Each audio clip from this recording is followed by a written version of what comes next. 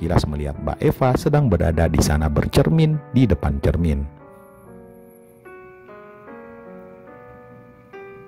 Tidak ada yang aneh tentu saja dengan kondisi Mbak Eva di dalam. Ia masih mengenakan baju yang semalam tanpa berkurang satupun. Jilbab juga masih menempel di atas kepalanya sana.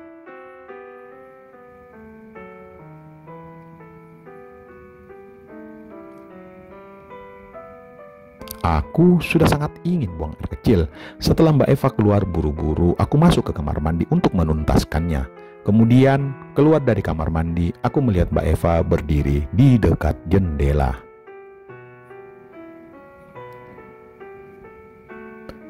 Dalam diamnya itu, ia menatap langit dan lampu-lampu. Tak peduli, aku sudah berada di dekatnya.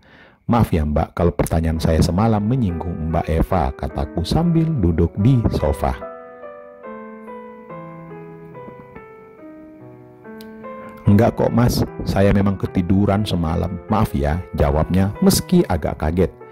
Jujur, saya memang memancing Mbak tadi malam, tapi ternyata memang aku gagal dan tidak berhasil, kataku lalu tertawa terbahak-bahak. Hahaha. Ia tidak menjawab, hanya tersenyum. Pandangannya masih keluar jendela.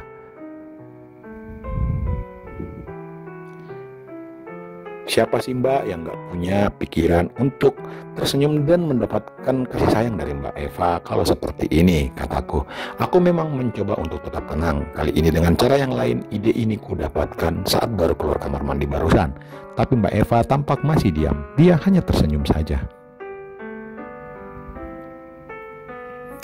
Mbak Eva sadar gak kalau sangat menarik?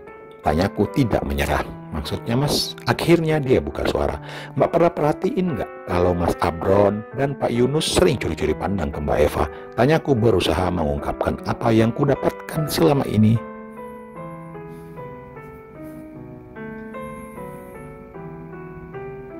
Karena dua nama yang kusebutkan adalah kader dari program ini yang memang beberapa kali kutangkap memperhatikan Mbak Eva dari kejauhan.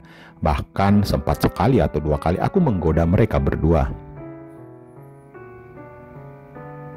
Kalau sekedar lihat dan godain kayak biasanya ya sering Mas, tapi menurut saya itu hal yang wajar, jawabnya coba mengelak. Ya Mbak Eva memang menarik di antara yang lain. Siapapun pasti menyadari akan hal itu, kataku mencoba terus memujinya. Itu perkataan Mas Bayu atau Mas Abron dan Pak Yunus? Tanyanya menyelidik. Jelas perkataan saya, tapi Mas Abron dan Pak Yunus bilang hal yang hampir sama waktu saya goda ketika curi-curi pandang ke Mbak Eva setiap acara, jawabku berkilah. Mas Bayu berlebihan. Dina sama Ayu lebih menarik dari saya Mas. Ia mulai terbawa suasana. Itu kan pendapat Mbak Eva. Kalau saya punya pendapat berbeda dengan Enggak apa-apa kan? Tanyaku. Ia hanya tersenyum melirik sebentar, lalu membuang pandangan lagi ke jendela. Sebelum kejadian kemarin, jujur saya kurang memperhatikan Mbak Eva, tapi ternyata Mas Abro dan Pak Yunus benar, Mbak Eva memang sangatlah cantik, kataku mulai menggoda. Dari mana Mas? Wong sudah ibu-ibu begini, cantiknya dari mana? Katanya sedikit malu-malu. Justru karena itu, wong ibu-ibu itu wajahnya emang cantiknya itu berbeda. Maaf ya Mbak, meskipun Mbak Eva seperti itu, apapun gak akan bisa menutupi kelebihan yang Mbak. Kataku makin tak terkendali. Kelebihan apaan Mas? Ia mulai memposisikan diri menghadapku. Maaf ya Mbak, pandanganku kepadanya ya kayak ibu-ibu anak dua gitu, sudah kepalang tanggung, digas sekalian pikirku. Mbak Eva lalu menatapku. Aku menunduk berusaha menunjukkan rasa bersalah. Sengaja aku gunakan kata yang seperti itu. Mas Bayu dari tadi mencoba menggoda saya ya. Ia menyerangku langsung ke jantung pertahanan. Iya Mbak, saya bukan orang yang memaksa. Kalau ternyata saya tidak berhasil menggoda Mbak Eva, ya saya tidak akan menggoda lagi atau tidak akan mengganggu kehidupan Mbak Eva, kataku dengan tenang. Ke Dokter Mirsa juga begini ya? Ia bertanya lagi. Iya, kalau saya memaksa hasilnya tidak akan mungkin seperti yang Mbak Eva lihat kemarin. Jawabku tenang dan sangat amat tenang.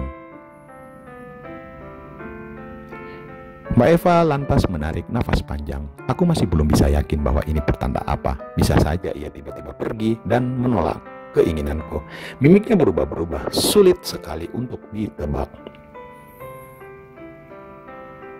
Mbak Eva lalu beranjak dari tempatnya berdiri. Sedari tadi ia berjalan melewatiku, lalu merebahkan diri. Nampaknya aku benar-benar gagal kali ini untuk mendapatkan kasih sayang dari Mbak Eva. Aku merasa ia begitu tenang.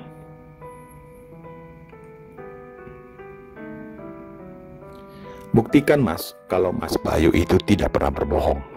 Apa aku tidak salah dengar? Aku memotong sejenak, tak percaya apa yang aku dengar barusan saja Mbak Eva katakan.